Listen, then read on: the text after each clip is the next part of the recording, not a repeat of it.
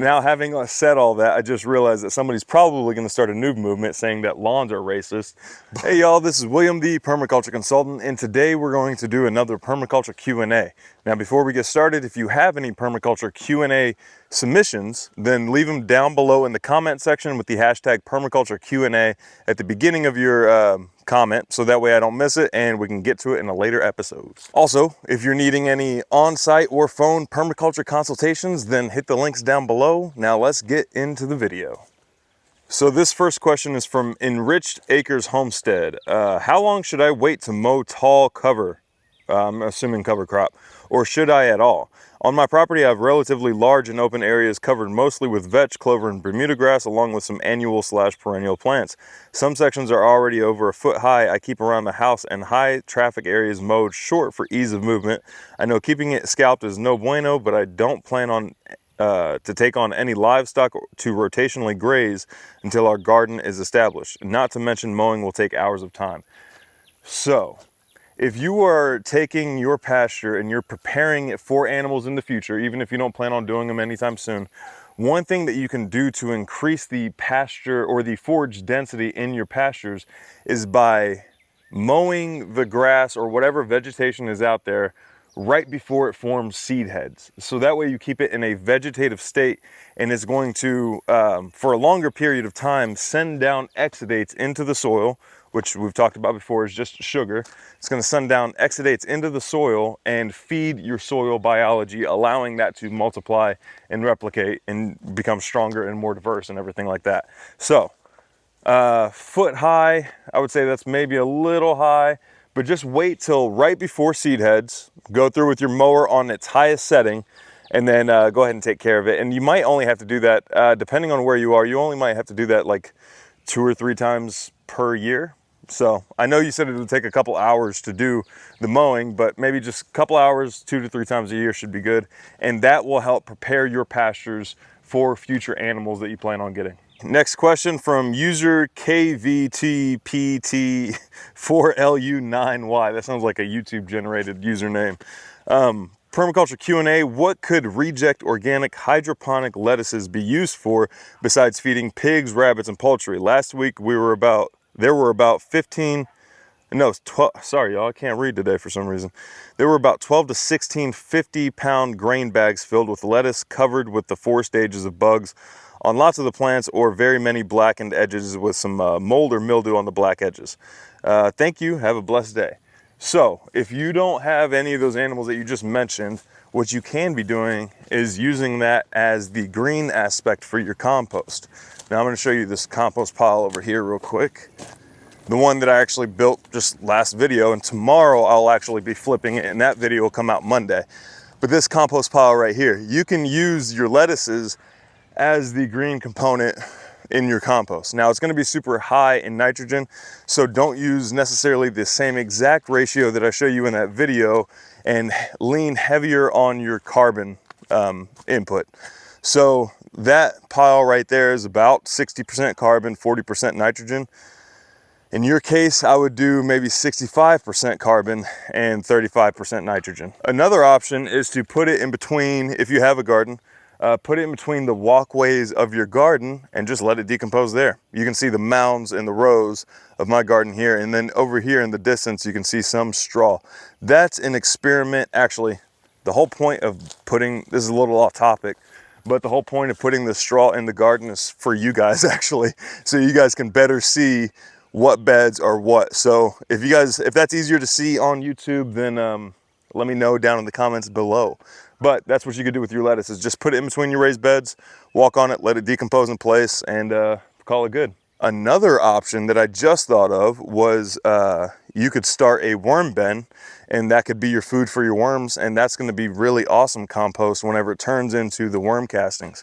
Now, it won't get rid of any weed seeds, but in your scenario, I don't think any weed seeds would be introduced, and you could feed them all the food scraps you want. In fact, if you're getting that much, then you can almost start a commercial worm farm operation. So keep that in mind. We have another question from MT Lefty 8687. Can I add wild goose droppings to my compost, or is it similar to chicken manure? I've been told it may introduce pathogens that I wouldn't want to be planting or putting in my garden. Now, if they're wild goose droppings, then I'd say they're cleaner droppings than 99% of the chicken manure you're gonna get from these industrial chicken houses and stuff. The wild goose dropping or the wild geese aren't being constantly fed just very nasty, unclean feed.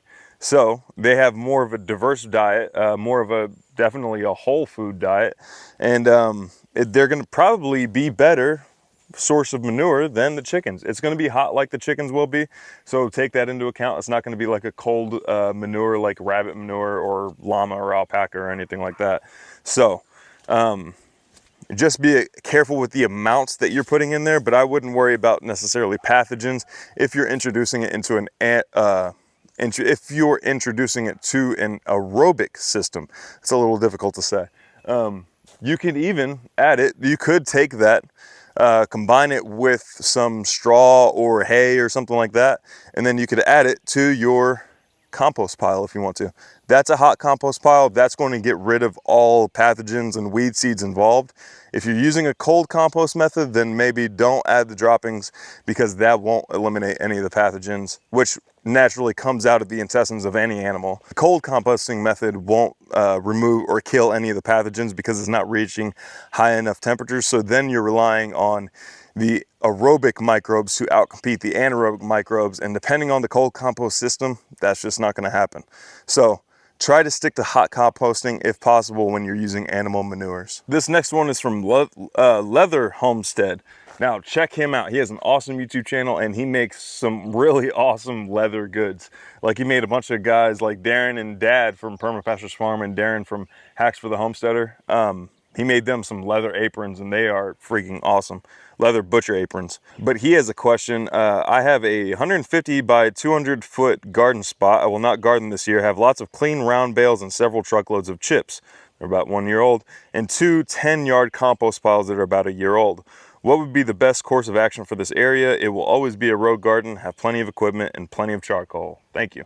Also, he does sell biochar, so if anybody, it's uninoculated, or it's not inoculated, so it's charcoal technically, but it's easily turned into biochar. What I would recommend doing is taking your compost and spreading it out. Take those 20 yards of compost, maybe not all 20 yards, maybe start with 10 yards and see how far that gets you. But take that 10 yards of compost and spread it out in your garden area. And then add the clean round bales on top of that compost, so that way the compost doesn't dry out and kill all the organisms. Roll out that hay, and then I would go ahead and seed a cover crop. Since we're going into summer, you might be better off with buckwheat and cowpea as your cover crop. Maybe even let it reseed itself. Cowpea can reseed itself in 2 weeks, so keep that in mind. And then whenever you're ready to plant next year, then I would just go through, chop down the cover crop, and then immediately plant in what you're wanting to plant. I would maybe try to avoid, or I would definitely try to avoid tilling as much as possible, because you just spent this whole year building the soil biology and building the soil structure, and you don't want to necessarily destroy that your first go around with any equipment. So yeah, try not to till if possible, and that should keep a lot of the improvements that you made this year. Now I got a question from Forrest Smith. Actually just did a consultation for him. He is awesome, and he has an awesome piece of property. It really is cool. But he has a question. I am clearing new land for grazing cattle. Yes, you are. And I'm thinking about planting a heritage seed big blue stem. Is there a reason that ranchers went away from native grasses, or is the European types that are currently used just better? Now, this is my hypothesis. I think this is why the European grasses took over, and why there was such a big push to bring seed over whenever they were coming to America, and why it's taken over so well. Whenever they were first coming over, and you can even replicate this today in the United States. If I were to take sheep, sorry, I just hit the mic, but if I were to take sheep and I bought them here in Texas, and I dropped them off at my parents' place up in North Carolina, and I took them from this forage right here, all this stuff, and I brought them to the forage in North Carolina, there's a high probability that they will just die because they have not adjusted, their gut has not adjusted to the biome in that area or the forage in that area. So that may have been part of the reason. They could have had like a very, very high casualty rate whenever they came to America, because the animals that they brought over were not adjusted to the area. So with animals back then, and especially in that application being like the backbone of their civilization, like if the animals didn't live, then they weren't going to live type situation, they may have made it like a very urgent warning to bring seed with them, which in history there has been very urgent, or in documentation there has been very urgent warnings, like from the 1600s on, of saying like, hey, when you come, bring some doggone grass seed and bring clover seed and bring all these different seeds, because when we first started coming over here, our animals started dying like crazy. So I think that's what part of the issue, or part of it is. The other aspect of like using European seeds is like lawns. A lot of the native North American grasses don't really do well if you're trying to have a lawn, which I argue that you probably shouldn't even try to have a lawn, and you should instead grow food. But like, yeah, like I said, the North American native grasses don't really do well with a lawn. Lawns are a European idea. Europeans brought the idea of lawns over, and then they brought the grasses that work well in a lawn situation. Now, having said all that, I just realized that somebody's probably going to start a new movement saying that lawns are racist, but that's not what I'm getting at. All I'm getting at is that they brought their mindset with them whenever they came to the native, or to North America. And I think that's why there's such a push for European grasses. Now, having said that, I wouldn't necessarily focus so much on planting a native grass in your area. Instead, I would focus my time and effort on planting cover crops and remediating the soil in preparation for the natural seed bank to pop up. Once the conditions are right, and once the soil reaches its proper biology stage, its proper fungi to bacteria ratio, then the native grasses and native seed bank will start popping up. Seeds can last in the soil for thousands of years, and they don't have to pop up until the conditions are absolutely perfect. So that's what I would focus my time and effort on, are the cover crops as opposed to the grass seed itself. And believe it or not, the answer actually applies to this question as well, from Crab Aesthetics. When starting a food forest, what things would you recommend focusing time and effort on during the first year? What are important things that are easy to overlook, or things that are best to take care of right away because they make other things easier later on? Taking care of that doggone soil. Don't necessarily worry about specific plants that you're trying to plant, but focus on getting down a thick, saturated layer of cardboard, saturated with water, and then lay down a thick layer of preferably aged wood chips. And that will bring you a pretty long ways in getting that soil prepared for your future food forest. So yeah, I mean, 99% of the answers to a lot of these questions is just focus on the soil. Now, there's different applications on how to focus on that soil. But yeah, that's the main point. Is that's one thing that's overlooked, is the importance of the cardboard and the wood chips. It's not absolutely necessary, but it does help out quite a bit. And another thing people tend to overlook is how thick they should go. Like, some people will put out like one thin layer of cardboard and call it good. Well, if your soil is even slightly active, that thin layer of cardboard is going to be gone pretty quickly, like within a couple weeks to a month. Instead, add like 2 to 3 layers of saturated cardboard. If you're getting a box, don't break down the box, just use the box whole, meaning like there's 2 layers of corrugated cardboard instead of just a single layer of corrugated cardboard.